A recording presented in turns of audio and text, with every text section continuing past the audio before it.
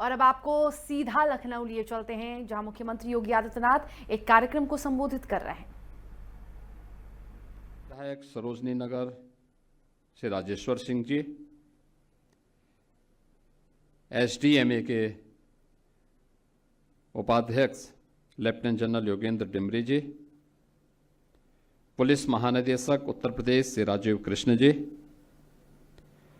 उत्तर प्रदेश शासन के सलाहकार श्री अवनीश अवस्थी जी, प्रमुख सचिव श्रीमती अपर्णा यू जी,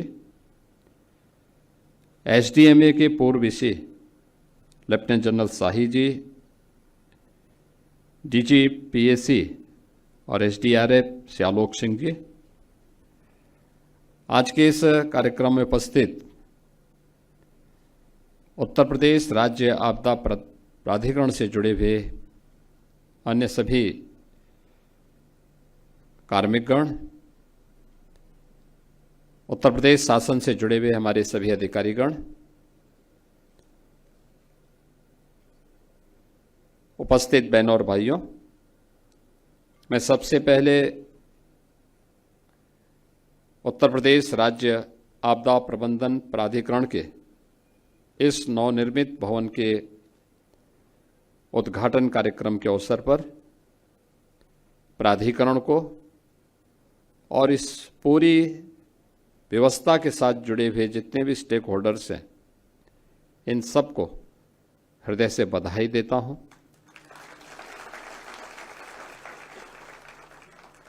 एक लंबे अंतराल के बाद यह भवन बनकर के आज तैयार है और अब अपने पूरी क्षमता के साथ उत्तर प्रदेश को किसी भी आपदा से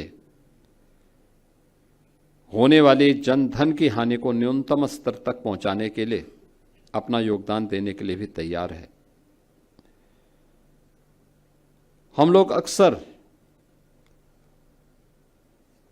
आपदा आने के बाद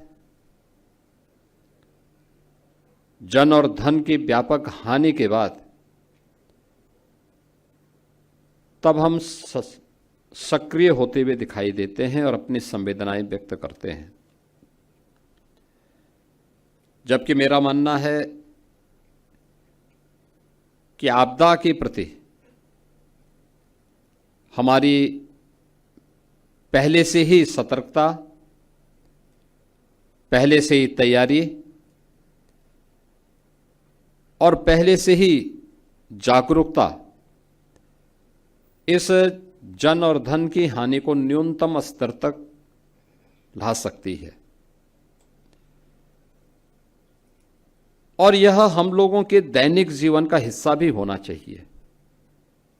स्कूली पाठ्यक्रम का हो या परिवारों के बीच में भी आपसी संवाद के माध्यम से भी इन सब बातों को बताए जाने की आवश्यकता है। हमें याद है बचपन में सामान्य स्कूली कार्यक्रमों के माध्यम से भी और परिवारों में भी इस बात की चर्चा होती थी कि आग लग जाए तो क्या करना चाहिए, अर्थक्वेक आ जाए उस समय क्या सावधानी बरतनी चाहिए, नदी में बाढ़ का पानी है उस समय क्या सावधानी बरतनी चाहिए। ये सामान्य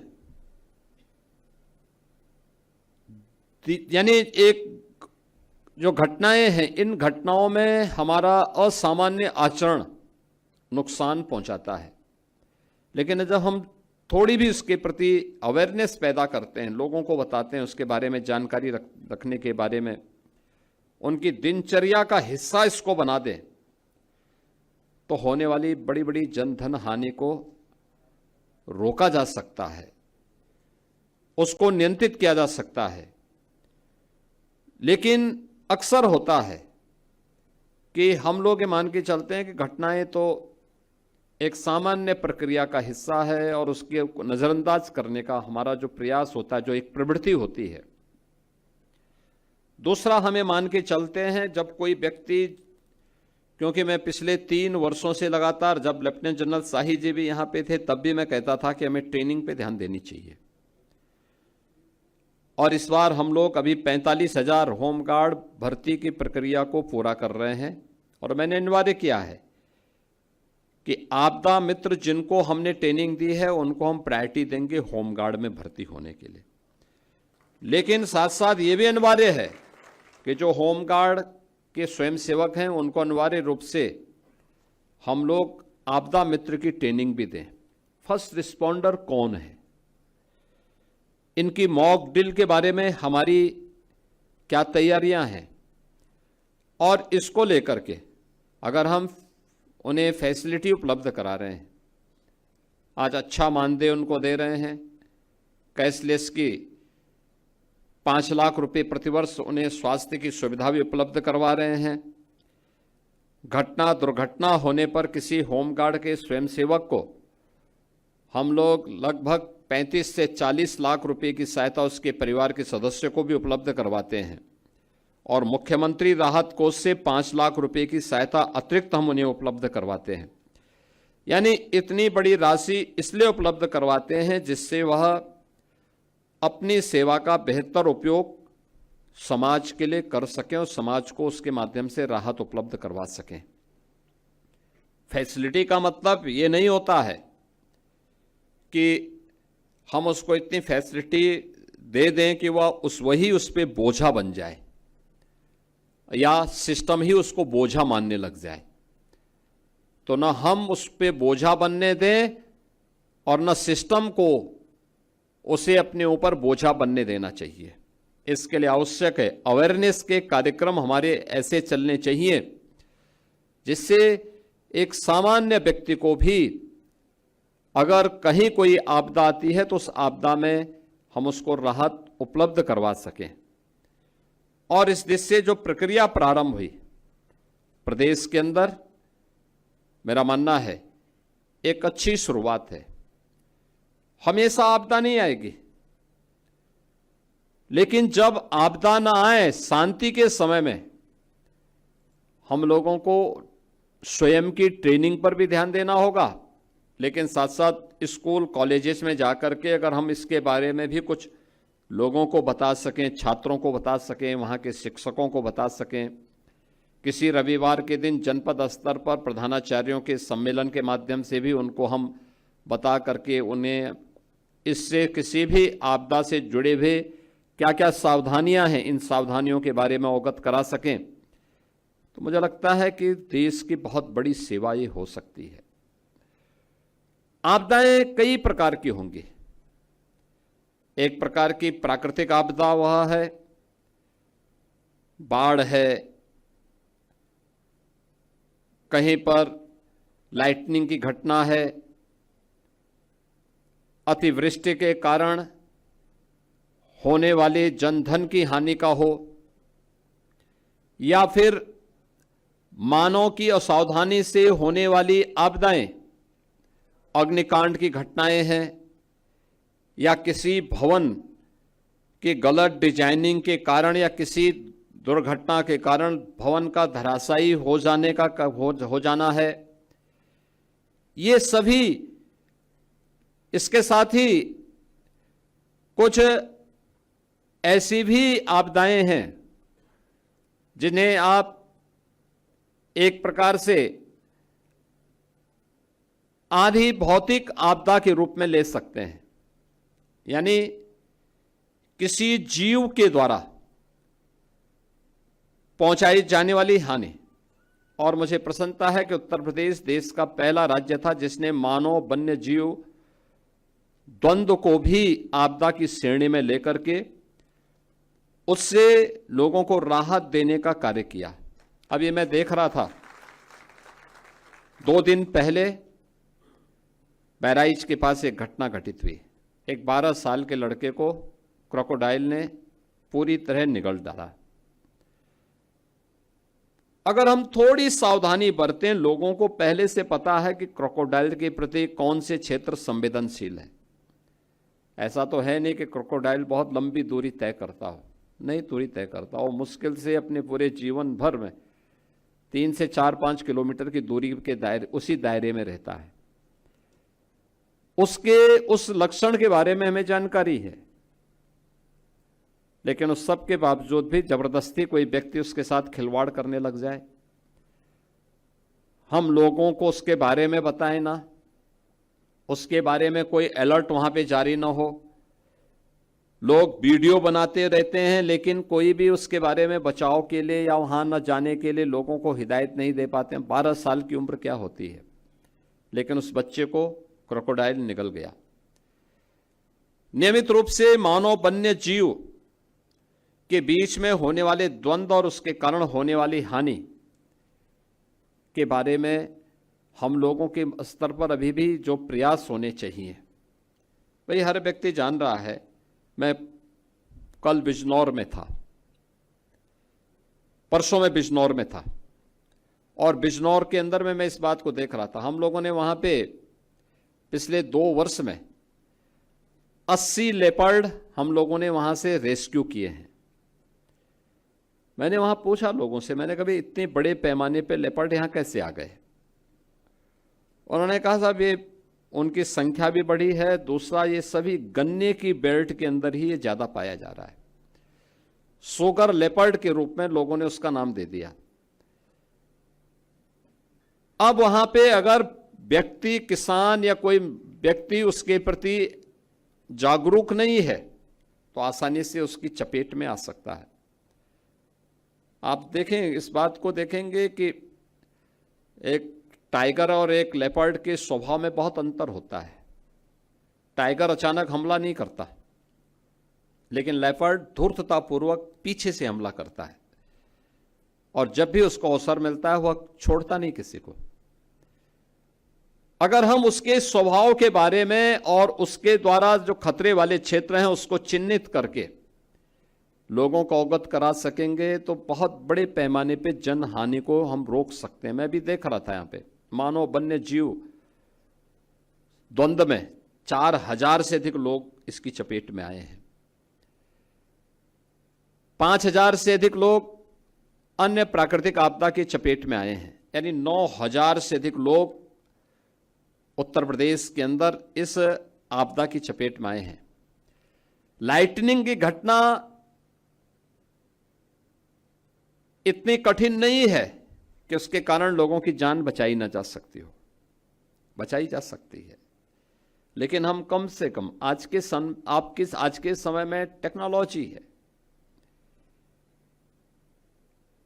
और टेक्नोलॉजी का बेहतर उपयोग करके हम लोग कम से कम 1.5-2 घंटे पहले भी उस सिस्टम को विकसित कर सकें कि कौन सा ऐसा एरिया है जहां पे लाइटनिंग की घटना होने वाली, आकाशीय बिजली गिरने वाली है, और वहां पर लोगों को इसके बारे में बता दें कि वे एक पक्की छत के नीचे चले जाएं, खुले आसमान के नीचे वे स्वयं भी न रहें, अपने पशुओं को न रखें, पेड़ों के नीचे भी न रहें।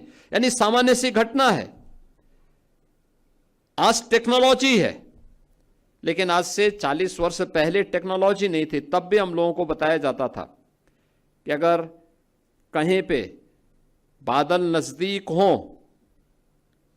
और उस समय ये लगता हो कि आपस में घने बादल हैं और एक विशेष कलर के बादल वहां पे लगे हुए हैं,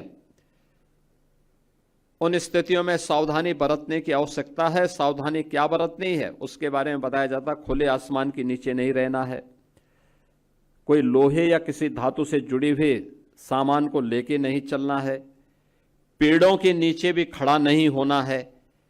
क्या करना है, पक्के भवन के नीचे उस दौरान शरण ले लेनी है। लेकिन हम लोगों ने इस दौरान नहीं बताया। मैं देख रहा था अभी पिछले दिनों एक ही दिन में यूपी के अंदर 111 लोगों की मौत हुई थी, एक ही दिन में। और अचानक मैं देख रहा था, सुबह लखनऊ में भी मौसम बहुत अच्छा था, लेकिन अचानक 2 बजे के बाद मौसम बदलता गया। 1 घंटे के अंदर फतेहपुर से लेकर के प्रयागराज, कौशाम्बी, फिर मिर्जापुर, भदोई, उधर जौनपुर, आजमगढ़, सुल्तानपुर, अंबेडकर नगर, इन सभी जनपदों को लेकर के 111 लोगों की मौत हुई थी एक ही दिन में। और उसके बाद फिर मैंने स्वयं एसडीएमए की बैठक ली थी और मैंने उस समय इस बात पर चिंता भी व्यक्त की थी और नाराजगी भी व्यक्त की थी कि इन मौतों को रोका जा सकता था, इसको न्यूनतम करने में हम सहायता कर सकते थे। और मैंने उसी दिन कहा था कि हमें अर्ली वार्निंग सिस्टम को प्रभावी बनाना पड़ेगा। मुझे याद है ठीक तीसरे दिन एनडीआरएफ और एसडीआरएफ ने इस प्रक्रिया को आगे बढ़ाया। एनडीएमए और एसडीएमए ने मिलकर के उस पूरी प्रक्रिया को बेहतरीन कोऑर्डिनेशन के साथ आगे बढ़ाया। परिणाम क्या था? सहारनपुर में शिवालिक पहाड़ियों में अचानक रात्रि को बारिश होती है।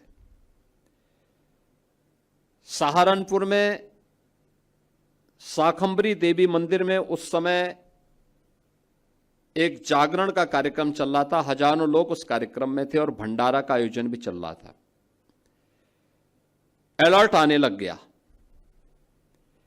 प्रशासन तेजी के साथ दौड़ा और उन्होंने वहां के जितने भी लोग भंडारे कार्यक्रम में और जागरण कार्यक्रम में मौजूद थे उन सबको तत्काल सुरक्षित स्थानों पर पहुंचा दिया।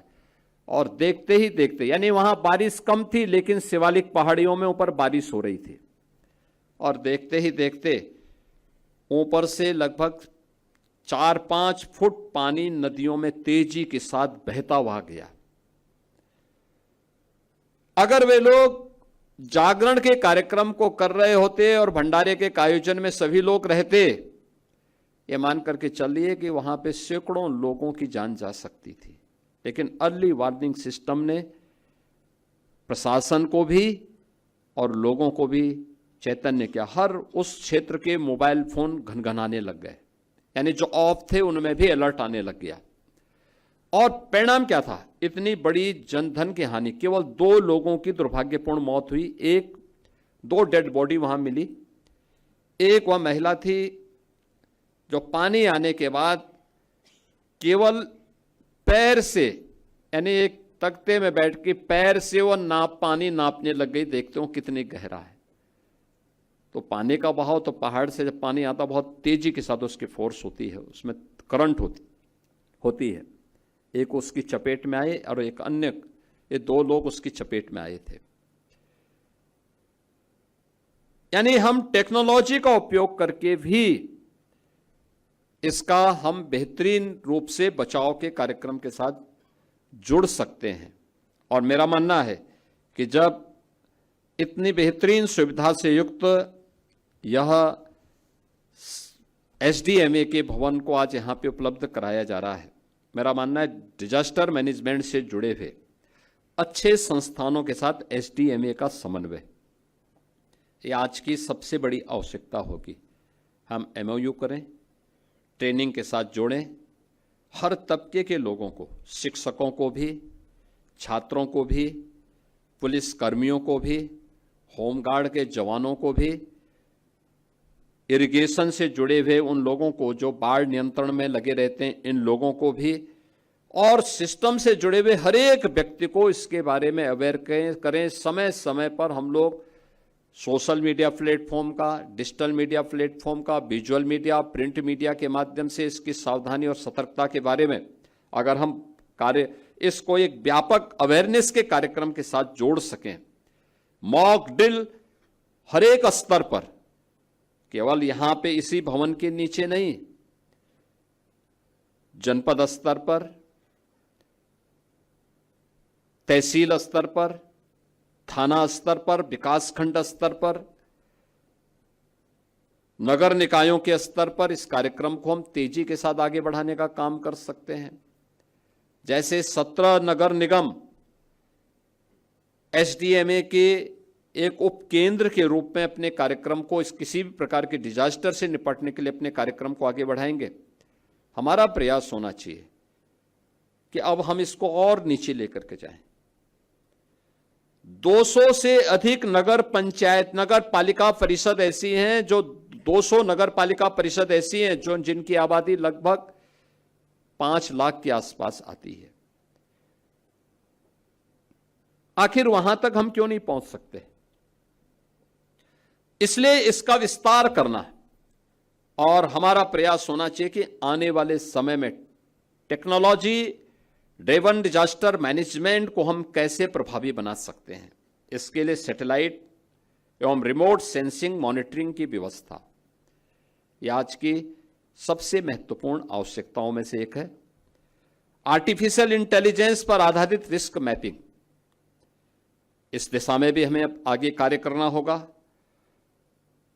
प्रिडिक्टिव एनालिटिक्स आधारित early warning system, mobile based citizen alert system, जिसका हम लोगों ने अभी उपयोग किए भी हैं और इस पूरे सीजन में जब भी इस प्रकार की कोई बातें होती हैं, कोई भी आशंका होती है, हमें इसके बारे में उसको आगे बढ़ाना पड़ेगा।